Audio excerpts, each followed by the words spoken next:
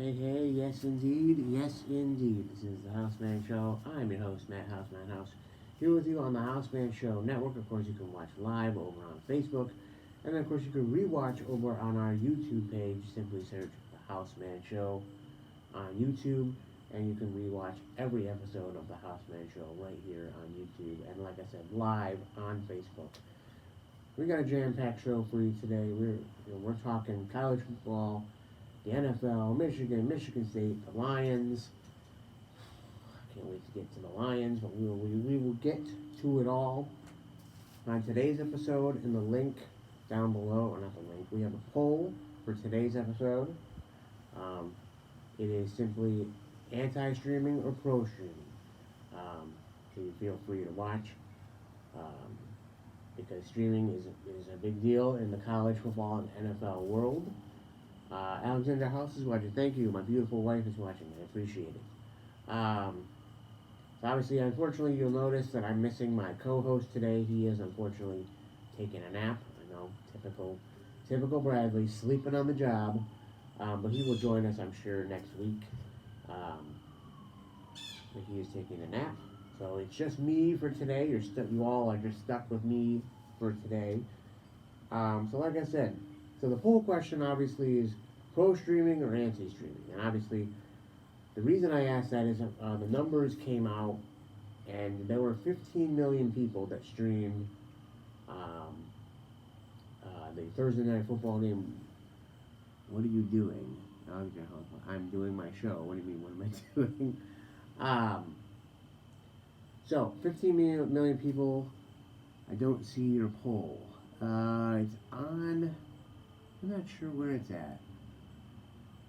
Um, it's on there. It's connected to the video somehow. I have to look, but I set it up. It should be there. But anyway. um, anyway, so 15 million people streamed Thursday Night Football last week, and obviously it was a great matchup. It was the Vikings and it was the Eagles. Two teams who were one of the best teams in football last year. And obviously the Vikings are off to an 0-2 start this year. Oddly enough, both one-score games where they were 11-0 one-score games last year. Oddly enough, they couldn't. It's weird that they couldn't keep that up for this year. But streaming, and this kind of ties in with my other first topic. There are so many damn commercials in these football games. Like college football is the worst. I mean, the Big Ten Network, it was terrible. Watching the Michigan Bowling Green game on Saturday night, it was terrible how many commercials there were. I mean, every possible stoppage in play, there was a commercial break. It was ridiculous. I know that they're trying this running clock. That despite even if you get a first down, they stop the clock, or they don't stop the clock now. Whereas opposed to in previous years, they stop the clock after you get a first down. Now the clock keeps running. So now that apparently means less football. The games are quicker, less football, but also it means more commercials. Um, I mean, I guess Alexander House says it's good for her. Yeah, I guess it's good for wives because their husbands are watching less football. But as a fan, it's so irritating that there are a million commercials. It is ridiculous. I mean, and what was the other game that I was watching that there were a million commercials? It was a ABC game. I mean, ABC is the worst. I mean, they have so many damn commercials for ABC. I think it might have been the Alabama South Florida game, or I can't remember which game it was. But ESPN and ABC are particularly terrible. Fox is no better. And listen, as a fan, I understand that the Big Ten, and Fox and NBC, and CBS signed this big contracts with this $1 billion TV contract with the Big Ten. They got to pay every school $70 million. That's great. That's great for the schools. I'm glad the schools are making their money. I'm glad that this is where it's going. But as a fan, I don't give a damn how much you have to pay these schools. as a fan, just because you decided the running clock needs to stop, or you set up a running clock, doesn't mean there should be more commercials. Okay, it's ridiculous. As a fan, it's ridiculous that I'm watching more commercials than fans. Oh no, it was Florida State Boston College. That was the game. It was like 90% commercials and 10% football. It was absolutely horrendous. And so that turned me to streaming. Thursday Night Football, there seems to be way less commercials because obviously people are paying a subscription for Amazon anyway. So the subscription services don't need as many ads because they're already making money off of you subscribing to Prime, to Amazon Prime. The $12.99 and $7.99, whatever it is for Amazon. NBC Peacock does the same thing. I'm watching the Michigan State Washington game this weekend. There's way less commercials for that. I think it was a 10-minute halftime. Oh no, that was the Lions game. Lions game was a quick halftime. But either way, Washington and Michigan State was a quick halftime too. It felt like because there were less ads, there were less commercials. And Peacock, again, you're paying $5 to NBC a month or whatever it is, so they don't need as many ads. I think streaming is the way to go. There's less commercials, there's more football. It's a better watching experience for the fans. And I know, anti-streaming, why can't we just turn on the cable? There's too many buttons. I know people are anti-streaming. I know, people on 97.1 particularly are very anti-streaming, and you all sound like old fuddy-duddies when you talk like that. It's just the way it goes. I would rather pay $5 a month to stream a game if it means less commercials ultimately, and it means more football. That'd be nice. It's the truth. People sound like people don't change. Things are different. All right, well, get over yourself. This is where it's going. I'd rather pay $5 a month to ESPN or to Fox or to wherever if it means less commercials, if it means more football, which is what fans want. They want to watch the football. Okay, I don't want to see. I mean, sure, some commercials are funny. The State Farm commercial with Andy Reid and Patrick Mahomes. Explain it to the game with those nuggies. That commercial is great.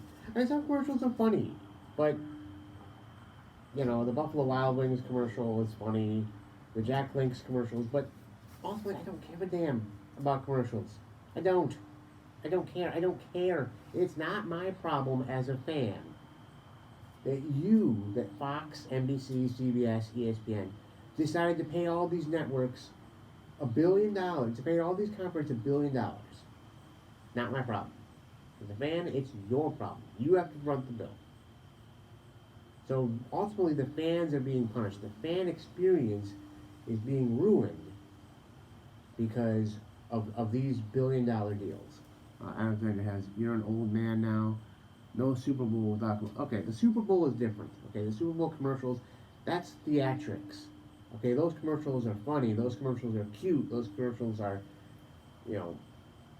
those are different. The Super Bowl is different. I enjoy the commercials during the Super Bowl because those commercials are, $1 million commercials. Okay, these commercials you see during the regular season of football games, you see 1 million times. Okay, eventually it gets old, it gets stale. And like I said, ultimately I don't care. One Super Bowl game, I can live with commercials.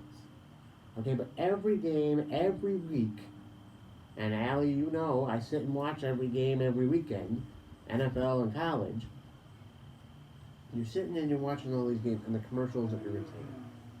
The streaming experience is fine. As Al Michaels not the greatest, he's a little past his prime on Amazon, yes. Ironically, Amazon Prime. I got the jokes over here. But Al Michaels and Kirk Herbstreit both are great, but together it kind of does, they're not the greatest announcing crew ever, but they're not the worst. Amazon puts on a good product, I think, for Thursday Night Football. And like I said, Peacock does a good job. unfortunately for NBC, they're getting all these terrible nightcap games. I mean, what was last week? Syracuse and Purdue. I mean, I'm not turning that game on. Why was Washington Michigan State not the primetime game last week on NBC? I don't understand. The week before you had Charlotte and Maryland. Ooh, sign me up. And then obviously this week you have Notre Dame and Ohio State on NBC, the nightcap. But boy, the night games on NBC are terrible. I mean, they could pick much better games. And it's not like the NFL. College football, they pick these games week by week of what time these games are on. Okay, so NBC could totally pick a different matchup. Okay, I shouldn't have to sit here and watch Syracuse and Purdue. Okay, I'd much rather watch Washington and Michigan State. And I, as a Michigan fan, I enjoyed seeing Michigan State get their ass kicked against Washington. That game was at 5 o'clock, and it was on Peacock, and it was fine. Streaming is fine. People will figure it out. Okay, we'll get over it. Yes, it's annoying that you have to pay to watch football games, but you already have to pay through the teeth to go to the games live. What's the difference about paying it for yes, would I rather watch it for free? Yes. But if it ultimately means less commercials, sign me up. And so the other college football storyline that I wanted to talk about is Alabama. And Alabama, for the first time under Nick Saban, they have a serious talent problem. Now, I don't necessarily understand why they benched Jalen Milroe against South Florida, but Tyler Buchner and Ty Simpson both are terrible. I mean, Ty Simpson, at least you see a little bit of talent. But there's a reason that Notre Dame let Tyler Buchner transfer. Okay, there's a reason for that. And the reason they added Sam Hartman in the transfer portal, because Sam Hartman makes them a national championship contender. Tyler Buchner was terrible. And you saw it out against Alabama last week.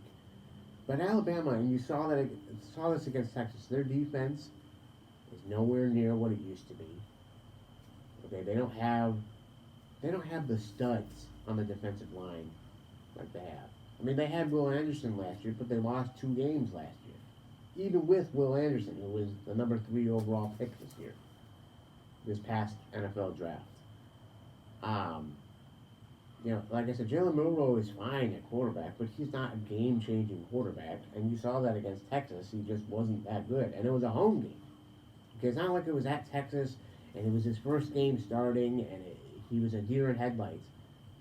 He's just not very good, right?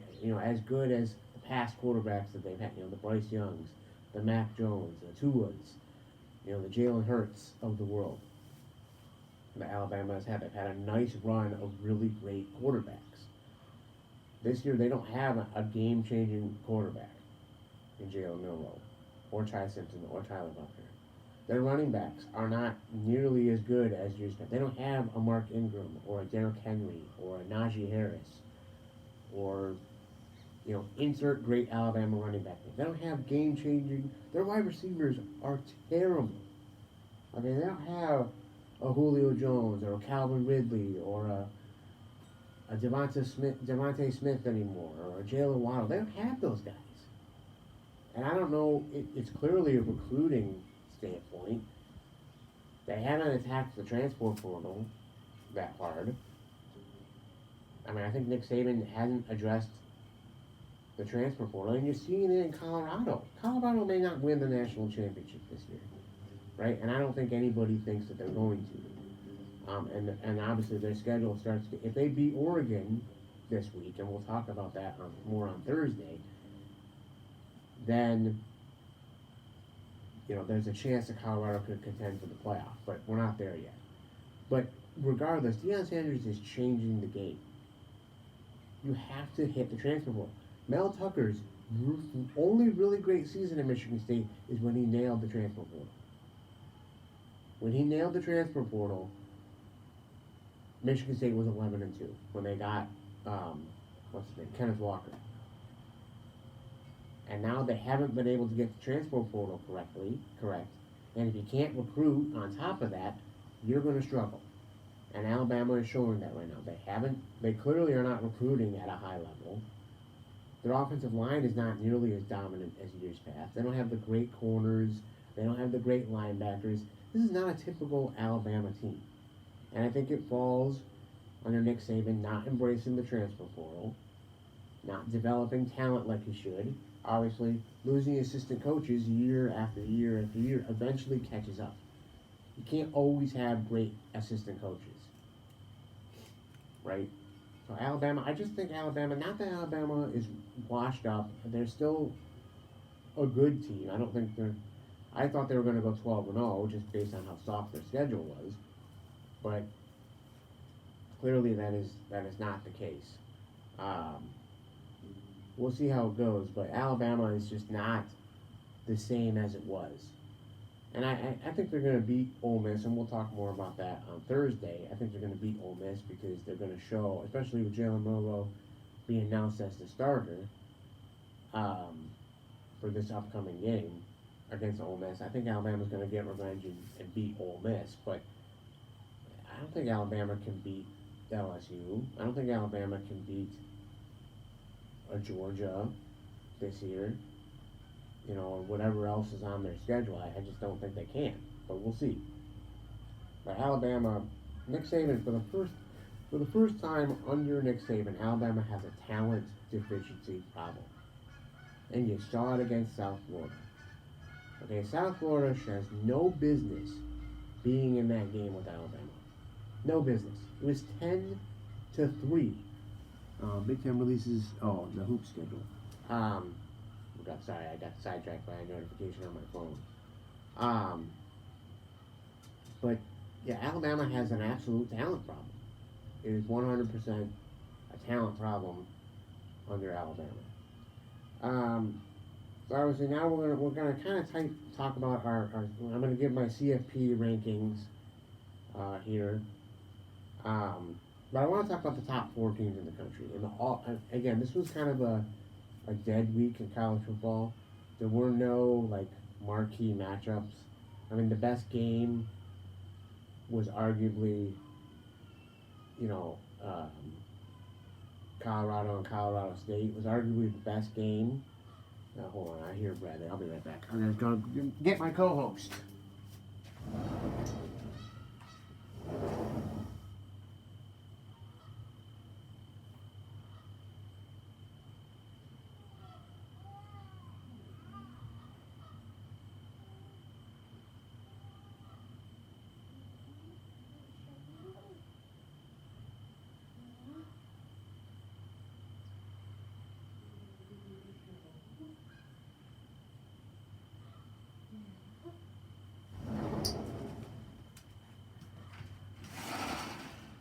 Alright. Well, never mind. My co-host is back. Here's Bradley. He's back here with us today. So at any rate, let's talk about. There were no marquee games this week. How are ya? There were no marquee games this week. It was kind of a slow week. Arguably the best game was Colorado State. When the marquee matchup of the week is Colorado State, you know you have a problem. But Georgia struggled for an entire half against South Carolina. I think they were losing. Yeah, they were losing 14-10 at half. And obviously they came back in the second half and they ended up winning 24-14. But they struggled that whole first half against South Carolina. Florida State won barely against Boston College. They won by 2 points. Michigan struggled against Bowling Green. It was 14-6 at halftime, I think. And Bowling Green, and we'll talk more about that game in a little bit. And obviously Michigan came out in the second half. They got the defense. The defense stepped up. It was just not a good day for the offense. The defense stepped up, and Michigan obviously won 31-6. Texas, that game was tied at 10 going into the fourth quarter. Now, obviously, Texas put on 21 points in the fourth quarter and ended up winning 31-10. But all 4 of these top teams looked human. And for the first time in a very long time in college football, there's 10 or 11 teams in college football that all have the potential to win the national championship. And that's great. This is going to be a great, fun season in college football because parity. Everyone was getting tired of Clemson, Alabama every year. Everyone's getting tired of Georgia, Alabama. Okay, everyone's tired of only 3 schools winning the national championship every year. Well, now with the transfer portal, now with NIL, teams are starting to compete. It's now getting more competitive in college football. And that's, as a college football fan, this is great. This is exactly what I wanted. This is what I thought was going to happen with the transfer portal and with the NIL, and so far we've seen that. So here are my CFP rankings. Like I said, there are 11 teams, 10 teams that could contend for the college football national, in my mind. Georgia at 1, Florida. I still have Florida State at 2. I know you might want to put Texas at 2 or Michigan at 2. Yeah, okay. So Georgia, Michigan, Texas, Florida State. I have Florida State at 4. I'm going to reverse that actually. Are my top 4: Georgia, Michigan, Texas, Florida State. And then Washington has jumped all the way to 5 because they dominated Michigan State. Okay, and it does mean something. I know Michigan State is not very good, and we'll talk about the Spartans here in a little bit. But you beat a Power 5 team, so that counts for something. Notre Dame at number 6, Ohio State at 7, USC at 8, because of their, again, Ohio State, whoop-de-doo, congratulations, you dominated Western Kentucky. That to me doesn't mean anything. Okay, it doesn't mean anything if you beat Western Kentucky. And so Ohio State still at 7. USC, because of that defense, and because they haven't beaten anyone yet, I have them at 8. Penn State at 9, again, same problem. Yes, they've beaten West Virginia, but outside of that, they haven't beaten anyone yet. And they play Iowa this week. We'll see how it goes. And then Oregon at 10. Again, Oregon, kind of the same problem as all these other teams. They haven't beaten anyone yet. Now, obviously, Georgia, I would say, obviously, Texas has the best win. Or Alabama. Alabama's at 11. So there are still, Alabama's still a contending team, but they're just outside of the top 10. But obviously, you have to say Texas still has, I think, the best win out of everybody. You know, they beat Alabama at Alabama. Okay, Georgia beat South Carolina at home. Michigan hasn't beaten anyone yet. You know, Florida State beat Boston College on the road. That counts for something. And they beat LSU.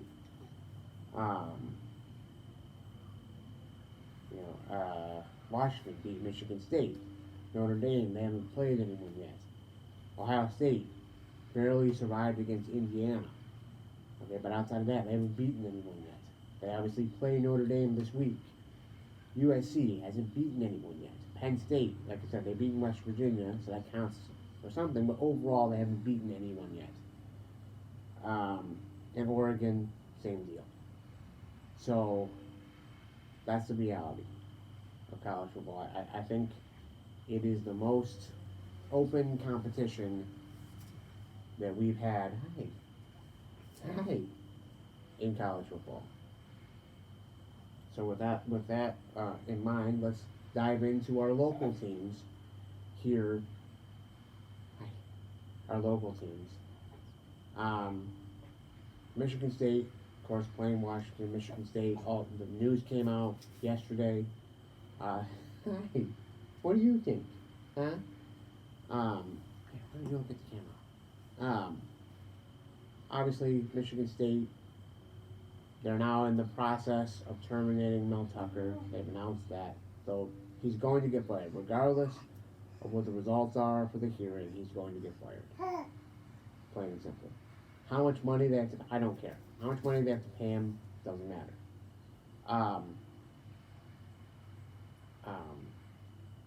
But you saw Michigan State, and Michigan State is who we thought they were.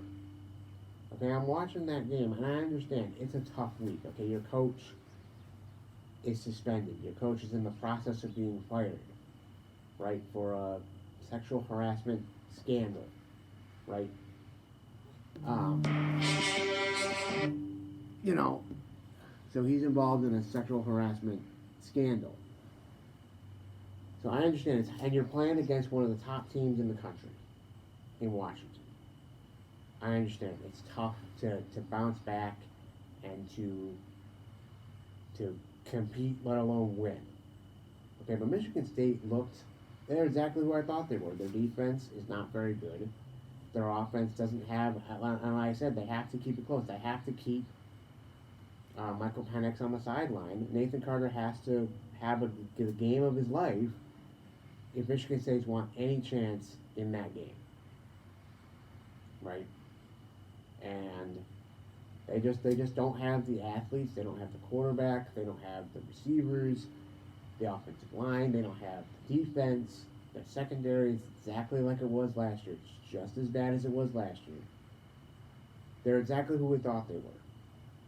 And I understand that Harlan Burnett is the interim coach. It looked like he was doing no coaching whatsoever during the game. Okay. And Mark D'Antonio recruited, who they brought on, they honored before the game the 10-year anniversary of the Rose Bowl and all that jazz. But he's on the sideline with no headset. And he looks like he's doing nothing either. And the announcers are saying, oh, well, they're down 35-0 at half. Maybe, it's good that he's on the sideline. He can get in Harlan Burnett's ear and give him some wisdom. What wisdom is he going to give when your team is down 35-0 at half? What wisdom is he going to give? And again, this is Mark D'Antonio's fault, a lot of it. He recruited a lot of these guys that are still on the team. He recruited Kim. Okay, he recruited Cal Halliday. He recruited a lot of these guys that are on the team and are starting. Yes, you can say Mel Tucker, and Mel Tucker hasn't done much of a better job. He hasn't recruited. He hasn't, like I said, outside of getting Kenneth Walker, he hasn't done anything in the transfer portal, anything of note.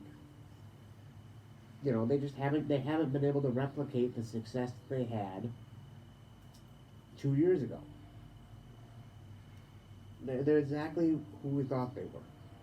But I don't know what Harlan Burnett, I don't know what Mark D'Antonio are doing. Mark D'Antonio has no headset. He has no communication with the coaches, which Mark D'Antonio is going to get a statue in East Lansing.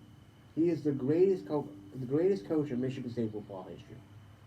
Greatest coach. And I know, I can't think of his name, their old coach, he won a national championship. There's a coach that, and they've had Nick Saban, and they've had good coaches. But Mark D'Antonio is the best coach in Michigan State football history. And you bring him on the sideline, and I know it's not going to make much of a difference, but give the man a headset, give the man a job. Okay, don't have just have. What is the point of having Mark D'Antonio on the sideline being a cheerleader? What is the point? That I'm a Michigan fan. I love seeing Michigan State implode on the field. Okay, I just do. I hate Michigan State. Football and basketball. University, good school, does a lot of good things. A lot of people in this state go to Michigan State, went to Michigan State. A lot of people I know. It's a good school, but I'm sorry, I hate your athletic program. I just do. But what are we doing with Mark D'Antonio? He's on the sideline. He's doing nothing. Harlan Burnett is doing nothing. And is Michigan State, again, they just paid $90 million for Mel Tucker, and that blew up in their face. They are probably going to fire him at the end of this year anyway, because of presumably they're going to have a terrible year. Okay, the Michigan State looks bad, really bad. And now you have to go on the road against, no, they don't play, they have to play Maryland. And Maryland has a really good offense too. And we'll talk more about that game on Thursday. But it doesn't seem like it's going to get any better for Michigan State anytime soon. And I don't know if the boosters, or the board of trustees or whatever, if they're going to pony up again for another Big Time coach. I think Michigan State is in a world of trouble for the next couple of years. And like I said, there's nothing on offense. There's no explosiveness. There's no top-notch quarterback play. There's just nothing for Michigan State. And, you know, it really, like I said, I love seeing Michigan State struggle, but at the same time, there's just nothing. It's just, the program has flatlined. And Mark D'Antonio and Mel Tucker have, Mark D'Antonio destroyed the program, Mel Tucker imploded it. Mark D'Antonio ran it into the ground, and then Mel Tucker blew it up again. These are facts, people. These are facts. Michigan and Bowling Green. First off, we tip your cap to Bowling Green. They came out and they played really aggressive. They know that they don't have the talent that Michigan has. They know that they can't beat Michigan.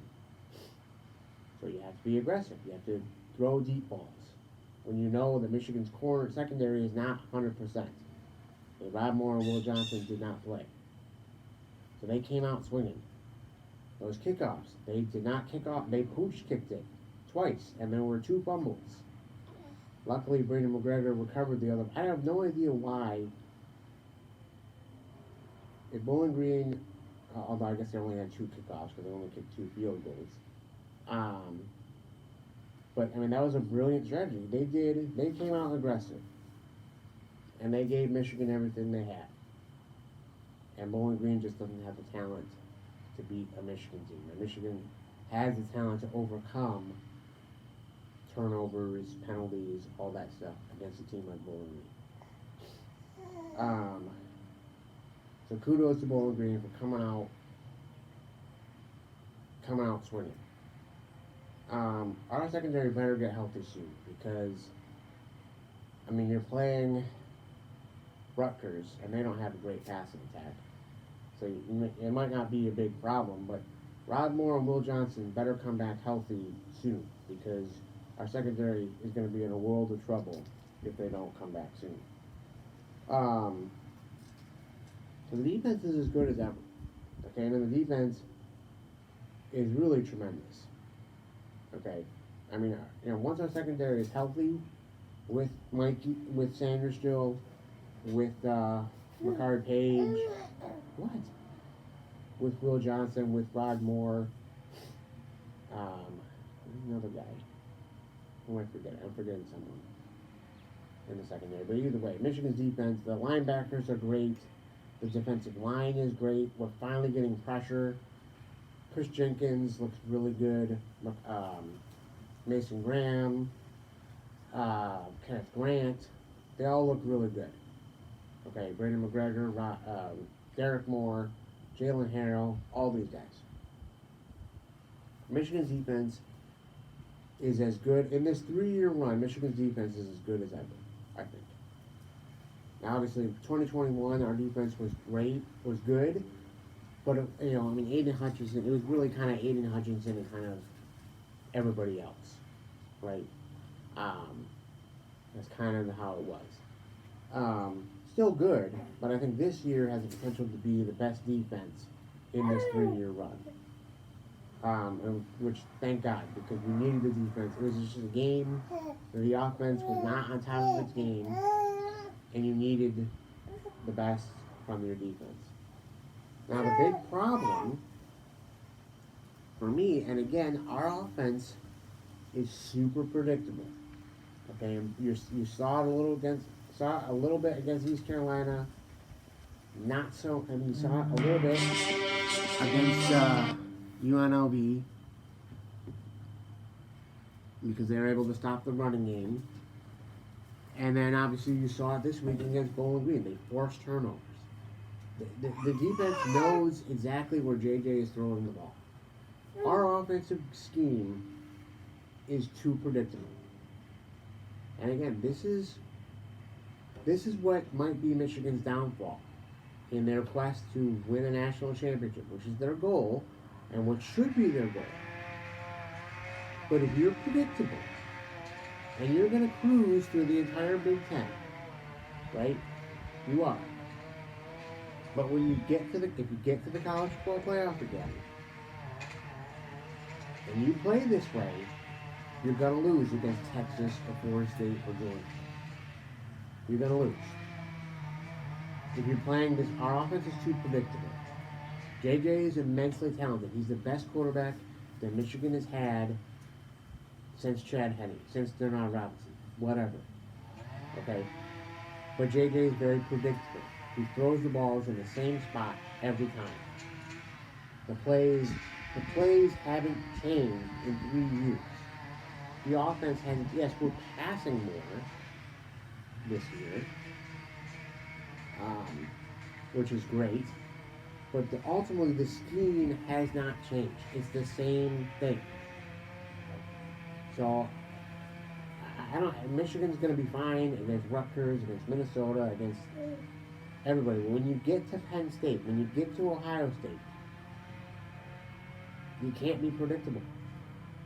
You can't be. And I don't. This offensive line, I don't think is as good as it was the last 2 years. They just aren't. So that's a big, big concern for me, for Michigan, is that Michigan's offense still looks predictable. And it was predictable against TCU, and TCU had a whole month to prepare. So Michigan has got to change it up. And I understand, you're not going to open up the entire playbook against East Carolina or Bowling Green or UNLV. You're just not. But at the same time, you can't look predictable. The scheme has got to change here in the next couple of weeks in order to accomplish the goals that we want to accomplish. So let's dive into the NFL. The Lions. That was a really frustrating game. Really frustrating. Miserable. Being a Lions fan overall sucks because they just can't get out of their own way. They just can't. And obviously, again, if you beat Atlanta this week, everything is good. But there's a lot of injuries. The Lions don't have different. I mean, again, I like the Jahmyr Gibbs pick. I like the Jack Campbell pick. But outside of Aiden Hutchinson, you have no game wreckers on the defensive line. And again, Seattle had two guys off the street playing at left tackle and right tackle, and you couldn't get a single sack on Geno freaking Smith? Really? Really? Dan Campbell was too aggressive. I understand you may not trust your kicker. Okay, but take points. He can kick. Riley Patterson is an NFL kicker. He can kick these kicks. You have to take the points. You can't go for it on fourth down every single time.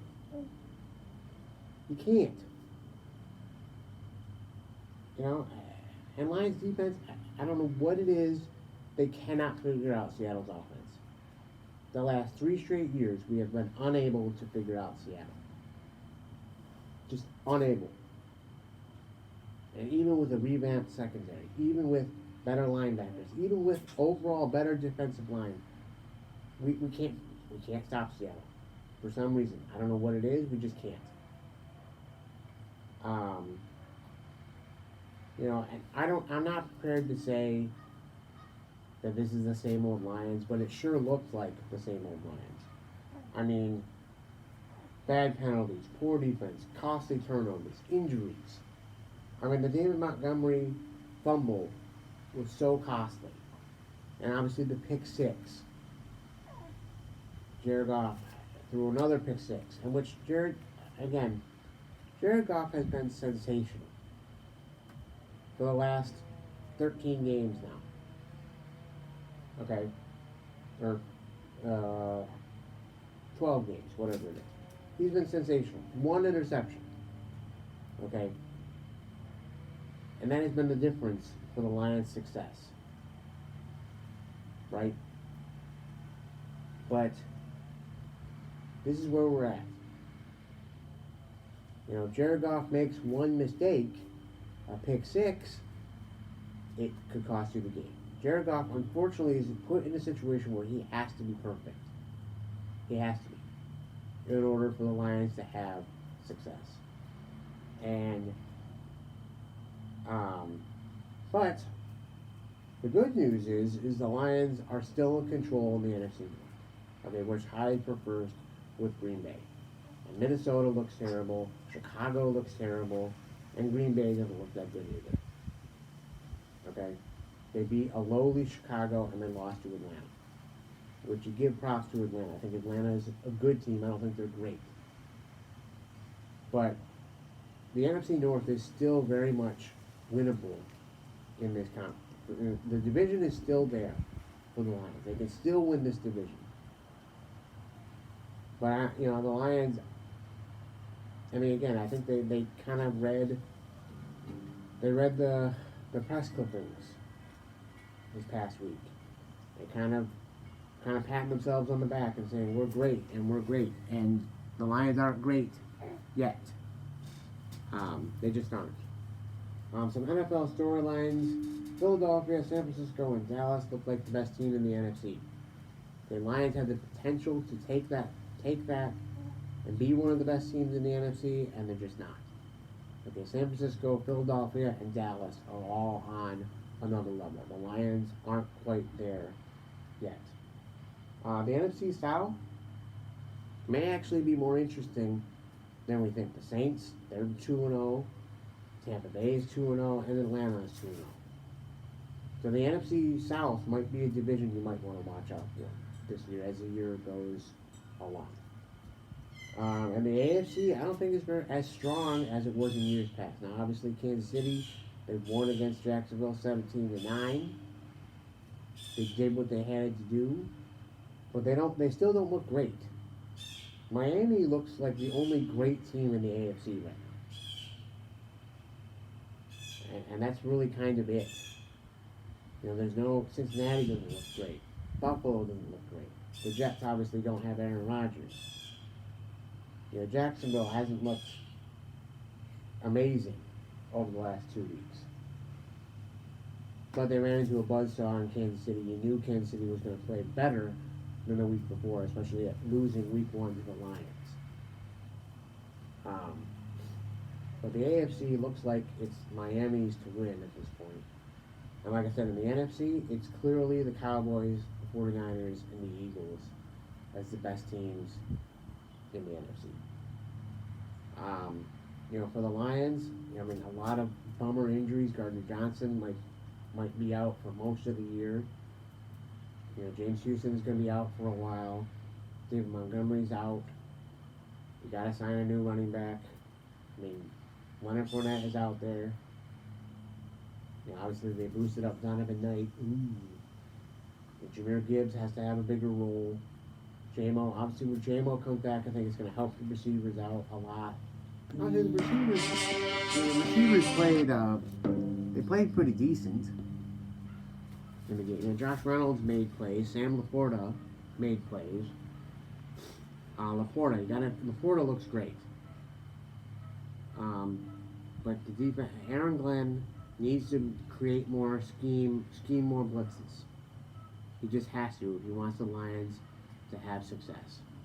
And I don't know why at the end of the game Dan Campbell is playing for the tie. And because in overtime, the NFL rules. And I thought the NFL rules, the overtime rules are changing. I thought if Seattle scored, the Lions would get a chance to get the ball back.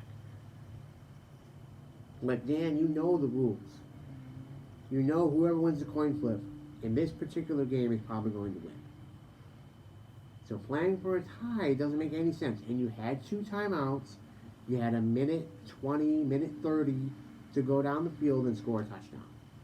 And you instead decided to play for the field goal. So I don't know what Dan Campbell was doing. At the end of the game, you're super aggressive all game long, which for better or for worse, Lions fans have to take that. That's Dan Campbell's style and his philosophy. It's either going to help us or it's going to kill us. It's one or the other. But if you're going to be aggressive all game long, you can't be passive-aggressive in the last 2 minutes of the game. when you have the ball, you have a chance to win. Right, Bradley? You go for the win, not for the tie. Going for overtime, you know your defense can't make a stop. They haven't made enough stops. They forced a couple punts, but they didn't make enough stops. You know that your defense cannot beat Seattle's offense. And your offense is putting up points on their defense. So why not go and try to win the game as opposed to try and lose the game? Or tie the game. He played to lose. Okay, and I hate when coaches do that. I don't know why in the last 2 minutes of games, coaches lose their minds. And teams don't play as well in the last 2 minutes. So coaching, the reason we lost this game, coaching, turnovers, and over-aggressiveness. Right? You were too aggressive. And then you were passive-aggressive. You were both. You can't be both. You got to be in between. And like I said, this defensive scheme has to change if the Lions want success going down the line. So this has been the Houseman Show. I'm your host, Matt House, here with you on the Houseman Show Network. You can watch every video live over on Facebook, and then of course you can rewatch over on YouTube. Simply search on YouTube the Houseman Show. I'm your host, Matt House, here with my co-host Bradley. We'll see you guys all on Thursday for our preview show over on Facebook and YouTube. Take care of yourselves and each other.